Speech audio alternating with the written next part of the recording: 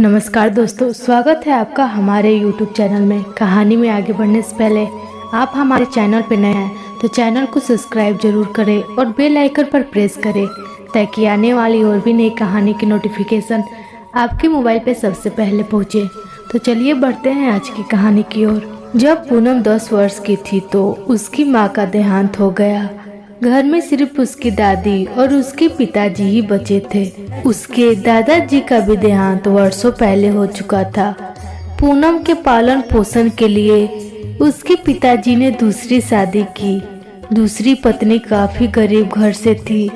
पूनम की दादी पूनम से काफी प्यार करती थी।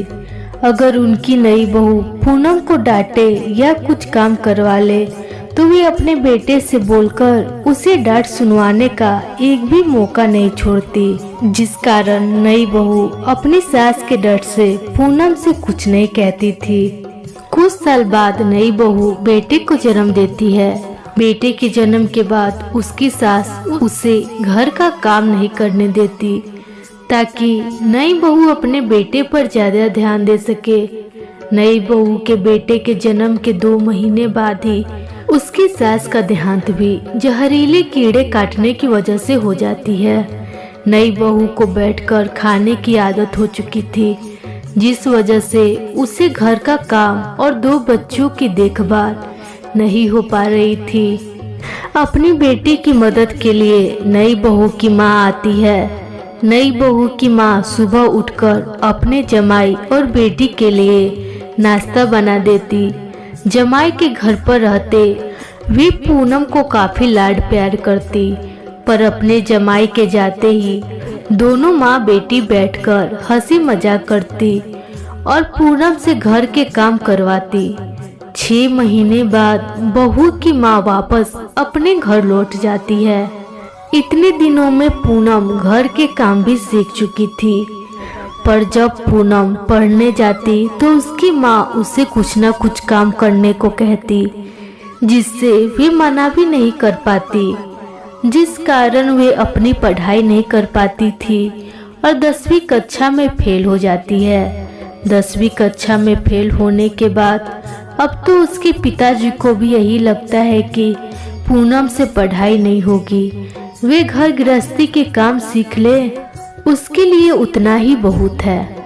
बहू की माँ उसे यही सिखाती कि बेटी, पूनम तुम्हारी सौतेली बेटी है और सौतेले बच्चे को ज्यादा लाड प्यार नहीं करते, नहीं तो आगे चलकर तुम्हारे और तुम्हारे बेटे के लिए परेशानी खड़ा कर सकती है। बहू भी अपनी माँ के कहे अनुसार चलती, पूरे दिन गांव की महिलाओं के साथ बातें करती और पूनम घर का सारा काम करती। अब तो माँ की शिकायतें करने पर उसके पिताजी भी नजरअंदाज कर देते, पर पूनम का सौतेला भाई उससे काफी प्यार करता था, क्योंकि बचपन से ही उसकी देखभाल उसकी सौतेली बहन पूनम ही करती थी। दोनों भाई बहन में काफी प्रेम था। उसे अपनी माँ और नानी का व्यवहार एकदम पसंद नहीं था। कुछ साल बाद पूनम की शादी गरीब घर में हो जाती है, पर पूनम वहाँ भी अपने शांत स्वभाव की वजह से कोई शिकायत नहीं करती। उसे जितना मिलता वे उसी में खुश रहती। कुछ ही महीनों बाद पूनम के भाई की भी शादी होती है। शादी में बहन के साथ ही साथ उसकी नानी भी आई होती है। शादी के कुछ दिन बाद ही नई बहू देखती है कि उसकी सास और नानी सास उसकी ननद के साथ नौकरों की तरह व्यवहार करते हैं। नई बहू अपने पति से पूछती है कि आखिर माँ जी और उनकी माँ दीदी के साथ ऐसा व्यवहार क्यों कर रही हैं। पूनम का भाई अपनी पत्नी को सारी बात बताता है।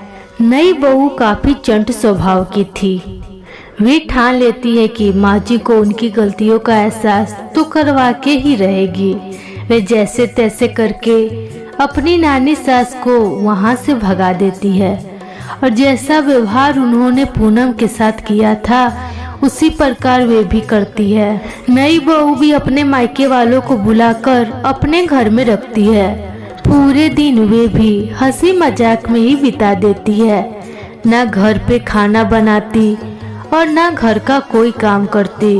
उसका पति भी अपनी पत्नी का ही साथ देता। बहू रोज रोज बाहर से अपने और अपने मायके वालों के लिए खाना मंगवा लेती और जूठे बर्तन अपनी सास के लिए छोड़ देती ताकि उसे वो धो दे। कुछ महीने बीत जाने के बाद पूनम की माँ को उसकी काफी याद आती है। वे मन ही मन अपने किए व्यवहार पर काफी शर्मिंदा होती है।